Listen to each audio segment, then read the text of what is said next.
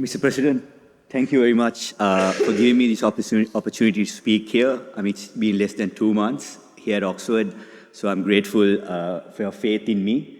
I hope I will uphold your faith in me, just as my dress code today will. First of all, I begin by also taking this opportunity to wish the President-elect a wonderful term, the upcoming term. We hope that you will serve the union we all love with the integrity it must, the accountability it should, and the accessibility its members deserve. So I wish you well, Mr. President.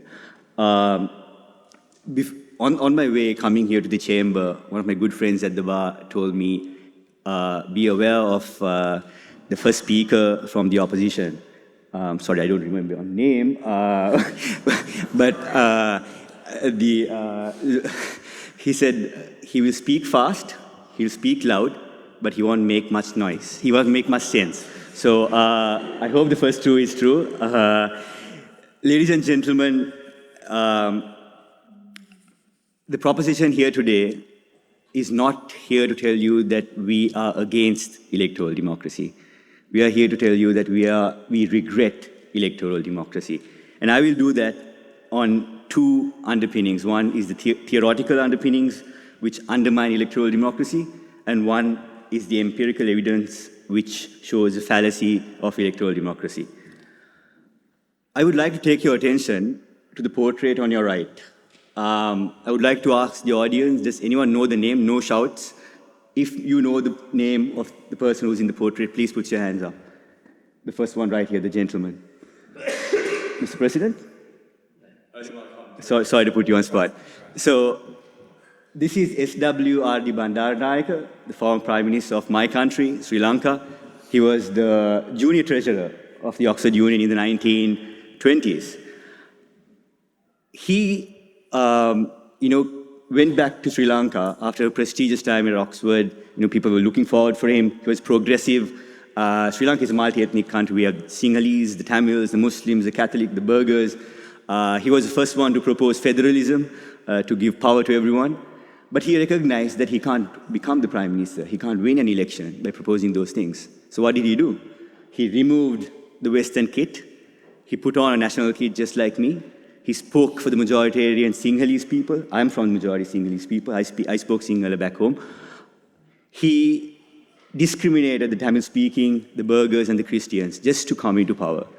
So electoral democracy, that's what did Sri Lanka. We had a 30-year war, all because of majoritarianism, thanks to the electoral system. On the other hand, there's a distinguished Sri Lankan whose portrait lies at the entrance of the library, next to the general office, Lakshman Kadiragama. We all respect him. He was assassinated by the LTTE. He's the prime minister we never had, Mr. President. Everyone respects him, but he was never elected. He was selected to parliament. So that's the difference. I think if you remember one thing from my speech, that's the power of what fallacy, what uncompetitive electoral democracy can do. Let's take this country, for example. In the last election, the Liberal Democrats, the last election or the preceding one, the Liberal Democrats got 2.4 million of the votes, but they only got 12 seats in the House of Commons. That's absolutely disproportionate. So if we have 100 members in this chamber, and we contest for the House of Commons through a first-past-the-post system, just like in the Commons, if I get 21 votes, and 4 members get 20 votes, and the 5th member gets 19 votes, I will be elected to the Commons just by 21% of the votes. What happens to the 79% of the votes? It goes to waste. So, according to Darren Hughes, the chief executive of the Electoral Reform Society, 68% of the people's votes in this country does not matter. Let me also move on. The theory of hobbits, hooligans, and Walgans proposed by Jason Brennan, the professor at Georgetown. He says we can divide people who vote into 3 categories. One is the hobbits, one is the hooligans, and the Walgans. Hobbits have little or no interest in politics and have very low levels of political knowledge. Hooligans tend to know more than hobbits do, but they are highly biased in their evaluation of information. Walgans, by contrast, combine extensive knowledge and analytical sophistication with open-mindedness.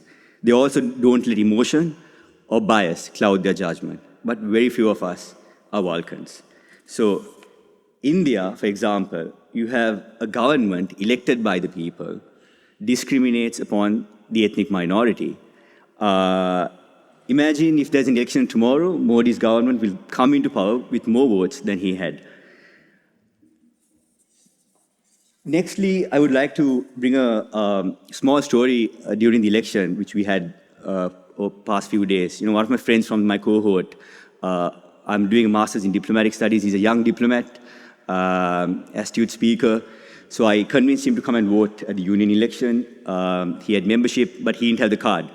So we came on Friday. We went to the general office to get his card, but he didn't have a card. He took the number. So we voted, we went outside, and I asked him, I voted for these people, and who did you vote? And he said, I voted, but I didn't vote. So meaning he put a ballot, but he didn't mark anyone. I was like, what did you do? He said, I don't know who's contesting, but there was a manifesto right in front of you. I didn't have time to go through it. If someone of that caliber in my master's cohort can do that, that shows you how the fallacy of electoral democracy. We are not here saying electoral democracy is completely bad. It has its positives.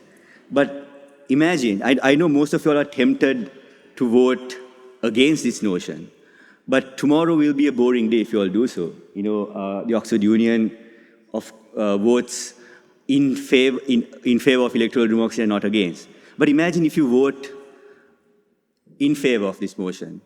Imagine someone in Cherville writing an article tomorrow, Oxford Union votes against electoral democracy. That will sort of bring a conversation about the failures of the systems of electoral democracy. So at least in that spirit, I hope you all can, on your way out, walk in the right side and vote for ayes. Thank you again, Mr. President, for this opportunity. I wish you well.